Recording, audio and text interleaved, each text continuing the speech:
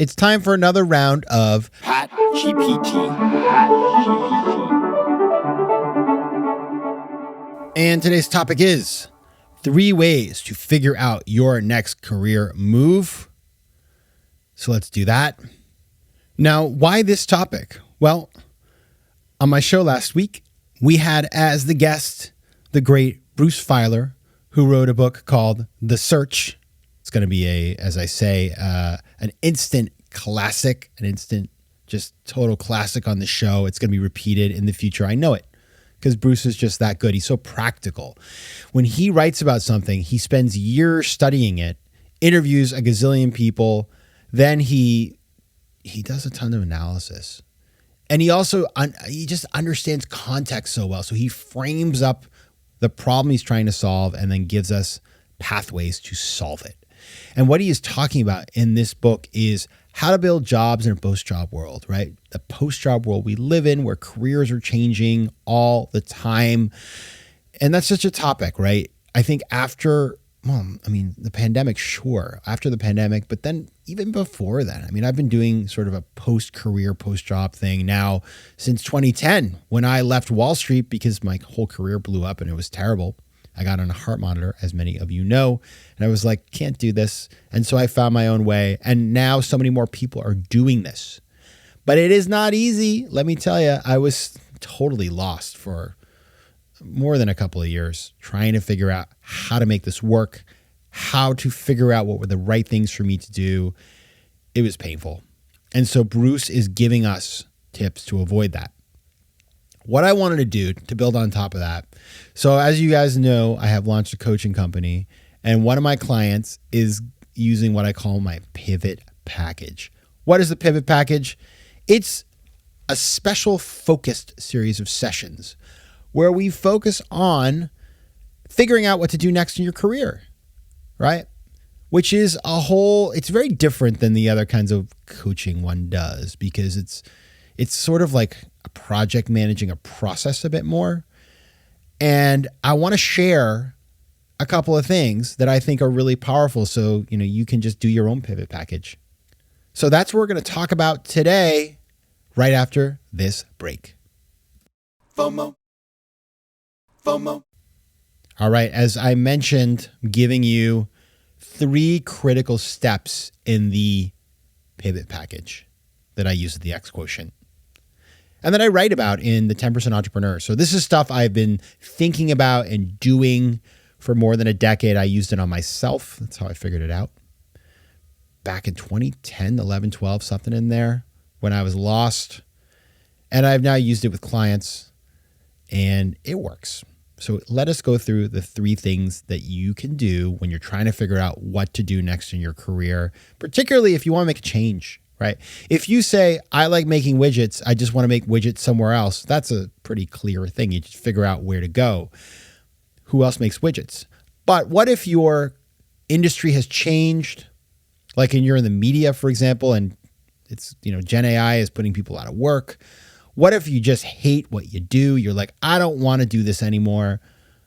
Well, then you got to reinvent yourself. And this is the exact challenge I want to explore tonight. So let's start. Number 1, write your bio. Now, the important thing here is we forget many of the things we do. We all have resumes, right? Resumes are great. And I you should do that too. But the bio is great because it has more nuance, depth. It is more connected. It is more thoughtful in terms of just laying out sort of the progression and the why and what you did. And so what I tell people to do is write a very long bio. I'm talking about pages. That's what I did myself when I was trying to figure out my life 10, 15 years ago. Start with education. Start with your first job, what you did there, the projects you work on, list all of the things you did. Just go through and then continue and continue and continue. There is no detail too small, right? You can always just make it shorter later, but try to get as many things out there in the bio as you can. Now, what does this do? Number 1 is it's good for jogging the memory about the things you have done, because maybe you forgot some stuff and you can throw those into the resume. Number 2, it is really wonderful in terms of reminding yourself, hey, I've done a lot of good stuff out here. Like, even if you're feeling a little down on yourself, it's like, wow, I have a great experience. Wonderful. Maybe I need to be a little bit more positive on my prospects. And number 3, as you think about this thing and as you sort of draw all of this out, it starts to give you ideas about what your skills are, your experience, what industries you know, what skills you have, what people you know, what you've done. Very nice to have that right there for you. So that's number 1. Write your professional bio. You can throw it personal too, but it's really about professional. Number 2, do a little exercise I like to call opportunity cost zero. And this is to say you went to the office tomorrow or wherever you work and they close the doors and it's gone forever and you cannot return to that company or that specific role. What would you do? And this is a really kind of a fun sandbox where you can think of anything. Maybe it's like, I'm a lawyer and I can't do law anymore because they got rid of that industry. What would you do? Do you want to be a bassist in a band? Do you want to be a model? Do you want to be a politician?